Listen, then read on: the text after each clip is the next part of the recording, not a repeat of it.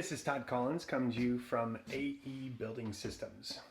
I am here to kind of explain an issue we have with our own home. So we're doing a kitchen remodel.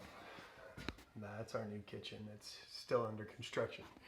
But in the process, we found that there is some damage on our floors due to condensation on our walls. I'm sure there's problems inside our walls, but not nearly as bad.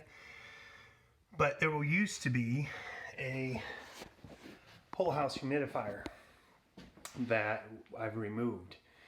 But that humidity created by that whole house humidifier has created a situation where water's condensed on the walls and then dripped all the way down to our floor and damaged the subfloor. Anyway, gives you an example of building science in action when you've got damage your subfloors due to condensation.